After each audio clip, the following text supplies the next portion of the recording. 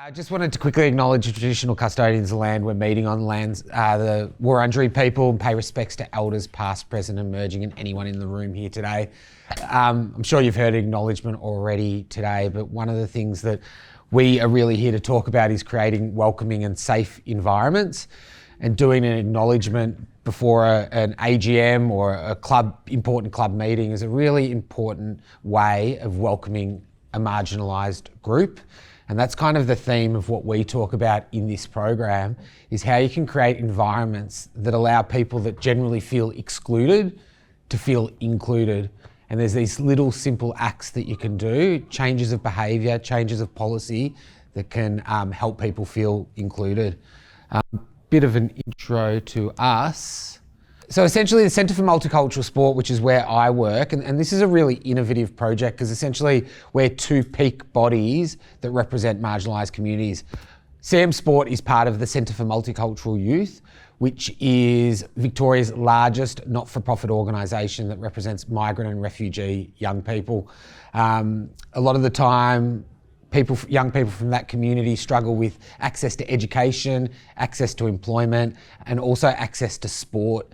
We see sport as a right, but a lot of young people from those communities don't get that equitable access. So we started a couple of years ago, basically as an arm of Centre for Multicultural Youth that works with sport to create more welcoming environments and ensure that the community of sport, of footy in this case, is more reflective of the community we live in.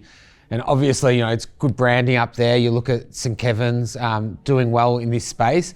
Don't necessarily know if that applies to all VAFA clubs, but one of the things that we're working on with Sean and the team is to ensure that clubs at least look around in their community and make sure that the representation at committee level, coaches and players is a little bit more representative. And I'll challenge us all in this room and have a look around and probably don't see a lot of cultural diversity. So that's something that we're really trying to change.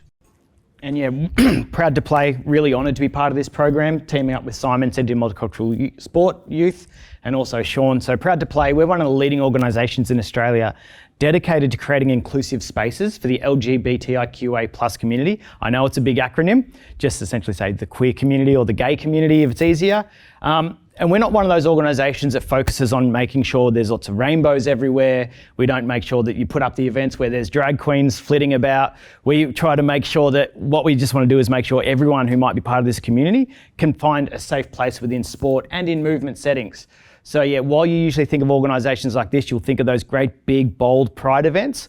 We're much more focused on ensuring that 70-year-old trans woman who's had a hip replacement can actually access a facility to be able to do her aqua recovery if that's necessary. These are the kind of aspects of this community that's not really focused on.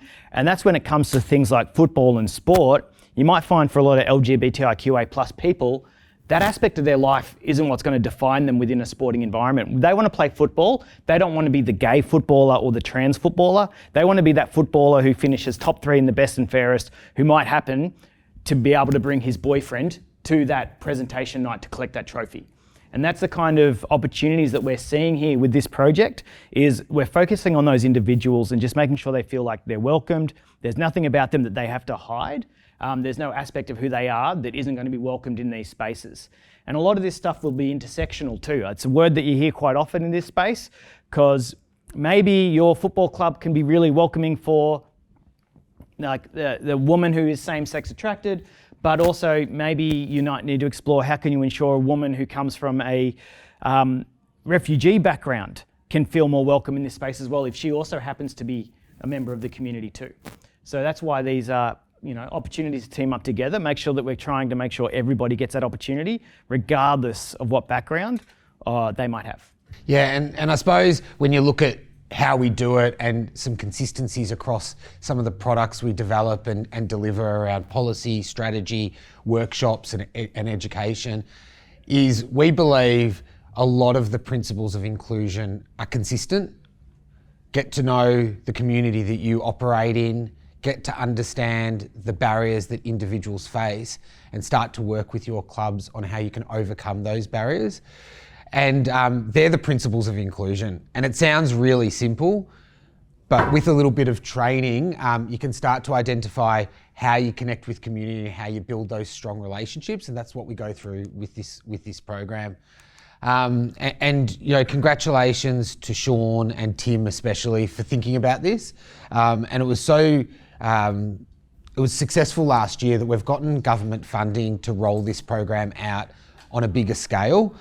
So last year, and a lot of the time, I know footy clubs well. I played all my football career at VAFA clubs, and I know at times people think, oh, the league are going to push something onto us, or this new change, new responsibility, and we're understanding of how much footy clubs have to do around mental health, gambling, drinking, all that sort of stuff. And we don't want to add too much more, but what we will say is that in year one, the VAFA leadership did this program. And so that's really a sign of positive role modelling to ensure that, you know, they're not just pushing it on clubs to say, you do this. They've started doing it so that they're trying to change the culture within the organisation as well. So that included the board, the admin and the umpires that did this program last year. We've got government funding to support, to start doing it to clubs. And when we talk about the clubs, we want leadership. We want people at your footy clubs that can influence other people around. So you know who they are. Might be a captain, might be club president, might be coaches. We want them to come to these sessions so that they can influence the culture of your club. Next year, we're looking to start developing initiatives. So we'll work closely with clubs to start to plan what you can do to build more connections to your community. For year two of this program, we've obviously been able to get this connection through at an executive level and staff members. So we know that the VAFA, from the people that you need to speak to at the league, are on board with this, that they'll give you all the support you require.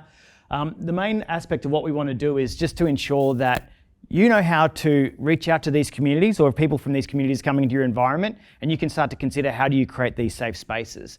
And it also means that when you can come to our workshops, our presentations, you can ask any of the questions that you might be struggling with. If there's any information gaps you don't even know you might have, this is the great opportunity to find them. And then we're going to be here to help facilitate closing those, and then also helping you move through that next step as well. It's all about understanding the concept of inclusion and why it's really important. I always like to think that football is competitive. We know that it's a competitive space because you're trying to win on the ground, you want to win premierships, but sport is also competitive in the sense that you're competing with other clubs and other sports for the best people and for the best support from council, the best support from your league. And this is one of those opportunities where you can get the leg up with that.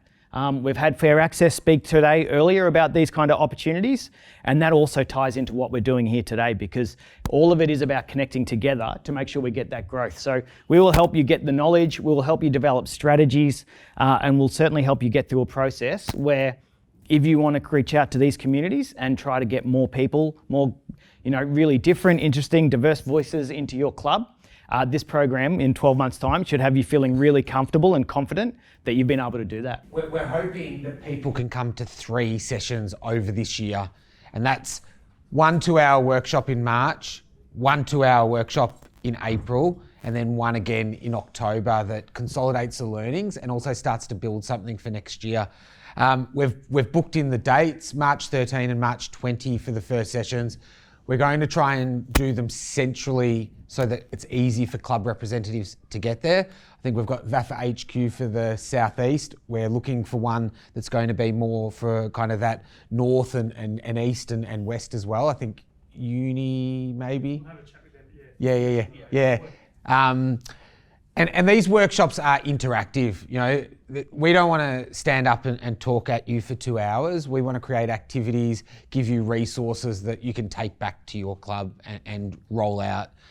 So these are really some of the topics that we'll go through around inclusive environments, understanding what bias and discrimination is, reflecting and connecting with community and how you best do that, hearing from lived experience, so making sure that you also get to understand how people feel when they feel excluded, creating safe environments, and then also how you consult communities and strengthen partnerships so that it can become sustainable. And the last one is actually building an action plan. So we help you with practical steps to be able to deliver that in your clubs. So yeah, any questions about what this program might look like, please feel free to ask now. The registration process is going to be relatively easy. We'll confirm details with that very, very soon.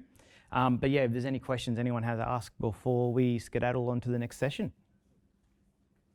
Yeah, and we'll have all our contact details. Sean will obviously share this, and we do have a QR code here that you can express your interest as a club. There's only 3 or 4 questions on here. It's just your name, the club you represent, and an email address. We will stay in touch. I did speak to Pranav before about, making sure that we continue this comms. We know that a weekend like this gets really busy and you leave with a whole lot of things on your mind, and we'll be sure to kind of remind and give final dates and locations. Yep.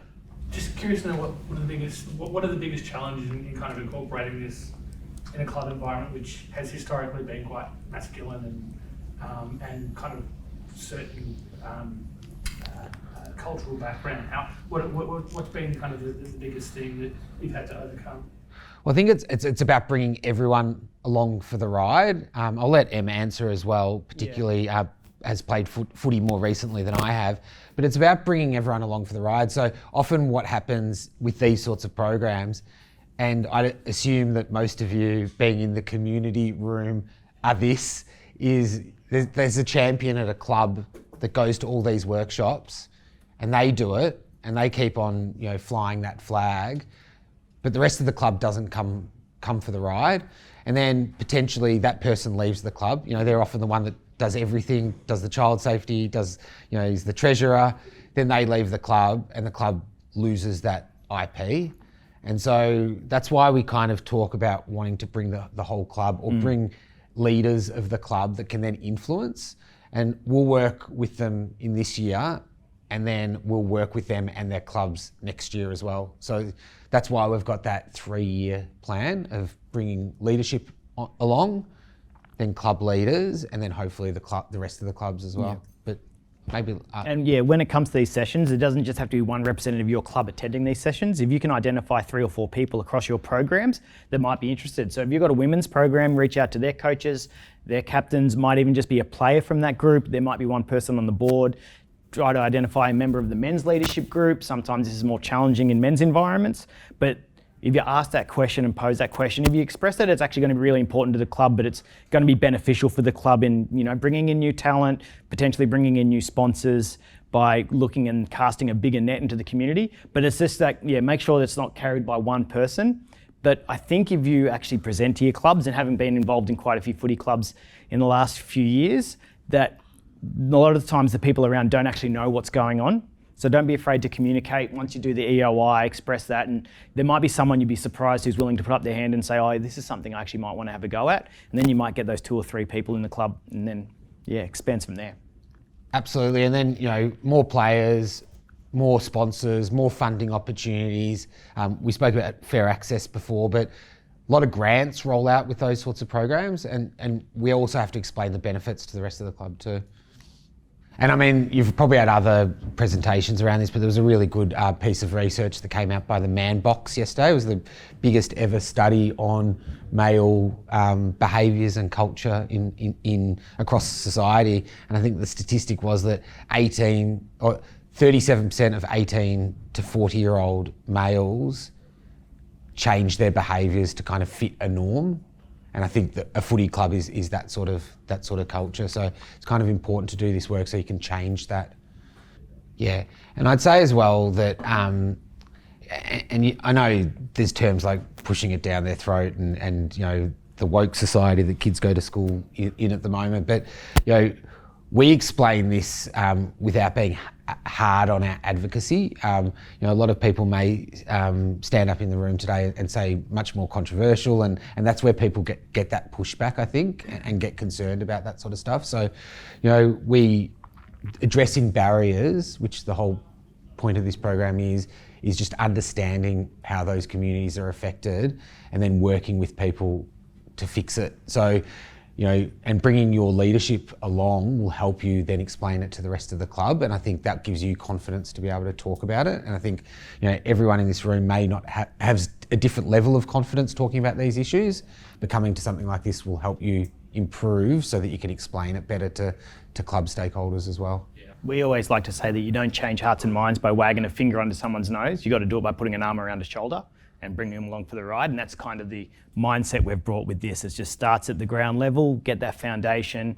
There's no diatribes or expectations is what people do. It's just that basic, like, let's all work together and hopefully we'll get there in the end type thing. Thanks for your time. Good luck, enjoy the rest of the day. And thanks to Sean as well, because not every footy league puts on events like this, and it's a credit to the VAFA to have this sort of a focus as well. So thanks, Sean. Yeah, thanks, Sean. Yeah.